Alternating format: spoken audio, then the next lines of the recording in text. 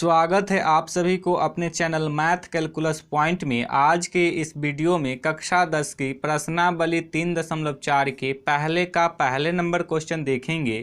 पहले number question में दिया है निम्न समीकरणों के युग्म को विलोपन विधि तथा प्रतिस्थापना विधि से हल कीजिए। कौन सी विधि अधिक उपयुक्त है? पहले नंबर समीकरण दिया है x + y = 5। दूसरा समीकरण दिया है 2x - 3y = 4। तो इसको विलोपन विधि और प्रतिस्थापन विधि से हल करना है। तो पहले विलोपन विधि से हल करते हैं, तो इसके लिए लिखेंगे विलोपन विधि। अब समीकरण को लिख देते हैं। तो समीकरण है x + y = 5, ये है समीकरण 1, और 2x - 3y = 4, ये है समीकरण 2।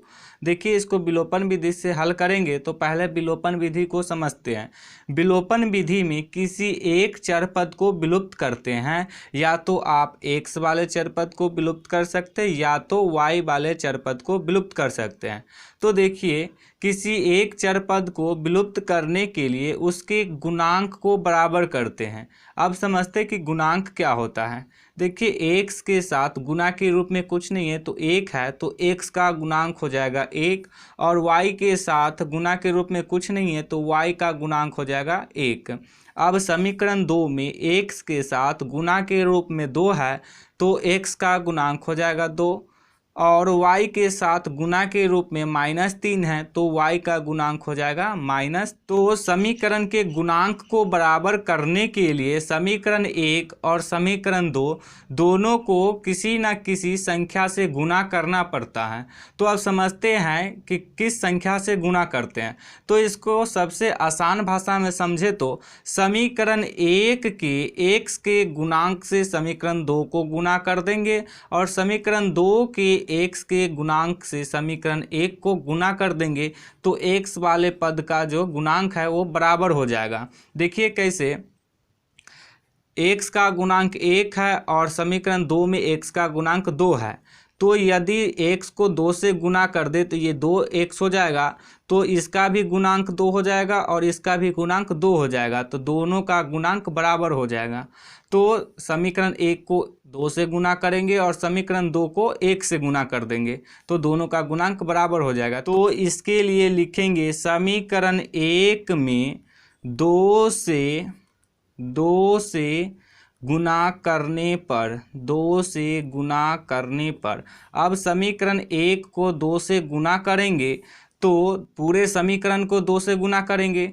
x को 2 से गुणा करेंगे तो ये हो जाएगा 2x, प्लस का चिन्ह है तो प्लस का चिन्ह। अब y को 2 से गुणा करेंगे तो 2y, बराबर का चिन्ह है तो बराबर का चिन्ह। 5 को 2 से गुणा करेंगे तो हो जाएगा 10। अब देखिए, ये एक अलग समीकरण बन गया, तो इसको समीकरण 3 ले लेंगे। देखिए, किसी भी संख्या को या किसी भी समीकरण को 1 से गुणा करते हैं तो उसमें कोई बदलाव नहीं होता है। तो समीकरण 1 को गुणा करेंगे तो इसमें कोई बदलाव नहीं होगा, तो इसीलिए समीकरण 2 को गुणा नहीं किए हैं। अब देखिए, समीकरण 2 और समीकरण 3 दोनों में x का गुणांक बराबर हो गया। तो अब x वाले पद को विलुप्त करेंगे। x वाले पद को विलुप्त करने के लिए देखिए, ये प्लस में है और ये भी प्लस में है। जब दोनों समान चिन्ह रहता है तो घटाते हैं, और दोनों असमान चिन्ह रहता है तो जोड़ते हैं। तो दोनों समान चिन्ह है, तो इसलिए समीकरण 2 में से समीकरण 3 को घटाएंगे। तो अब यहाँ पे लिख देंगे समीकरण 2 - 3 से समीकरण 2 है 2x - 3y = 4, और समीकरण 3 है 2x + 2y = 10। जब एक समीकरण में से दूसरे समीकरण को घटाते हैं तो चिन्ह बदल जाता है। तो देखिए, ये प्लस में है तो ये माइनस में हो जाएगा, ये प्लस में है तो ये माइनस में हो जाएगा, ये प्लस में है तो ये माइनस में हो जाएगा। अब 2x में से 2x को घटाएंगे तो 0 हो जाएगा, यानी कि ये दोनों कट जाएगा। अब देखिए, -3y - 2y हो जाएगा ये -5y, बराबर का चिन्ह है तो बराबर का चिन्ह दे दिए। अब 4 में से 10 को घटाएंगे तो ये हो जाएगा -6। माइनस से माइनस कैंसिल हो जाएगा। हमें सिर्फ y का मान चाहिए, तो इसके लिए 5 का पक्षांतर करेंगे। तो 5 इधर गुना में, जब इसको बराबर के इस तरफ लाएंगे तो हो जाएगा भाग में। तो y बराबर हो जाएगा 6/5। तो y का मान आ गया 6/5। अब y के मान को समीकरण 1 में भी रख सकते हैं और समीकरण 2 में भी रख सकते हैं। तो अब लिख देंगे y का मान समीकरण 1 में रखने पर, समीकरण 1 है x + y = 5। अब y के जगह पे y का मान रखेंगे तो ये हो जाएगा x + y का मान है 6/5। तो यहाँ पे लिख देंगे 6/5 = 5। हमें सिर्फ x का मान चाहिए, तो इसके लिए 6/5 का पक्षांतर करेंगे। तो 6/5 इधर प्लस में, इसको बराबर के इस तरफ लाएंगे तो हो जाएगा माइनस में। 5 - 6/5। अब देखिए 5 के हर में कुछ नहीं, तो 1 ले सकते हैं, तो 1 ले लिए। तो x बराबर, ये देखिए बट्टा पर के घटाव के रूप का हो गया, तो इसको बट्टा पर का घटाव करेंगे। तो इसके लिए 1 और 5 का एलसीएम देंगे तो हो जाएगा 5। अब 1 से 5 में भाग देंगे तो 5 से कटेगा। अब 5 से 5 के गुना करेंगे तो हो जाएगा 25। माइनस का चिन्ह है तो माइनस का चिन्ह। अब 5 से 5 में भाग देंगे तो 1 से कटेगा। 1 को 6 से गुना करेंगे तो हो जाएगा 6। x बराबर 25 में से 6 को घटाएंगे तो हो जाएगा 9। अब बट्टे में 5 है तो बट्टे में 5। तो x का मान आ गया 19/5 और y का मान आ गया 6/5।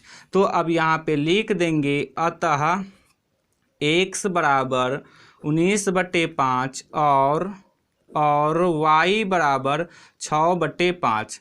तो इस समीकरण को अभी विलोपन विधि से हल किए हैं, अब इसको प्रतिस्थापन विधि से हल करेंगे। तो इसीलिए लिख दिए प्रतिस्थापन विधि। अब समीकरण को लिख देंगे तो समीकरण है x + y = 5।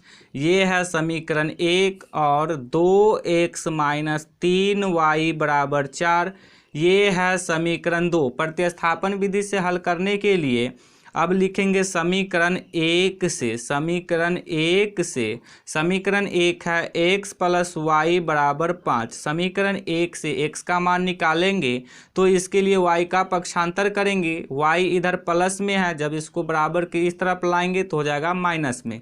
x बराबर हो जाएगा 5 - y। जब x का मान निकल जाता है तो इसको समीकरण 3 ले लेते हैं, तो ये हो जाएगा समीकरण 3। अब x के मान को समीकरण 2 में रखेंगे, तो इसके लिए लिखेंगे x का मान समीकरण 2 में रखने पर, समीकरण 2 है 2x - 3y = 4।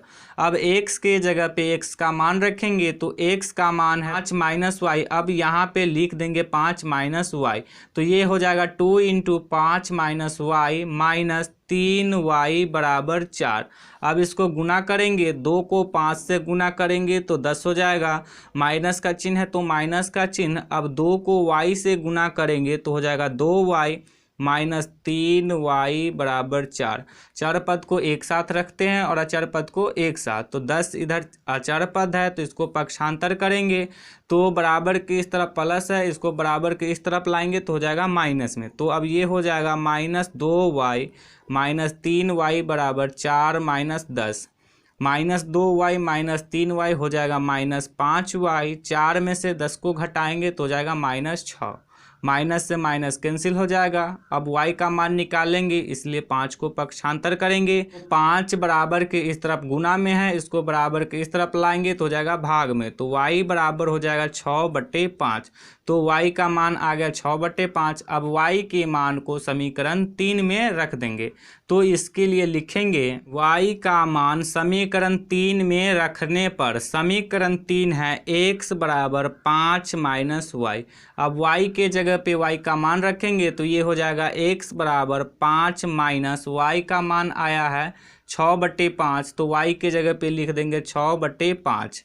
अब देखिए ये बट्टा पर के घटाव के रूप का हो गया, तो अब इसको बट्टा पर का घटाव करेंगे तो इसके लिए 1 और 5 का एलसीएम देंगे तो ये हो जाएगा 5। अब 1 से 5 में भाग देंगे तो 5 से कटेगा। 5 को 5 से गुना करेंगे तो हो जाएगा 25।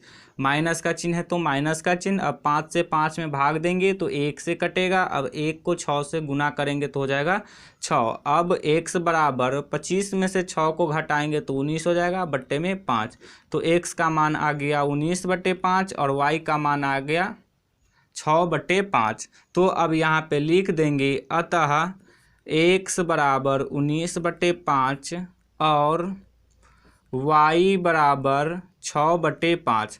तो इसको प्रतिस्थापन विधि से हल किए हैं तो भी x का मान 19/5 आया है और y का मान 6/5 आया है। विलोपन विधि से हल किए हैं तो भी x का मान 19/5 और y का मान 6/5 आया है।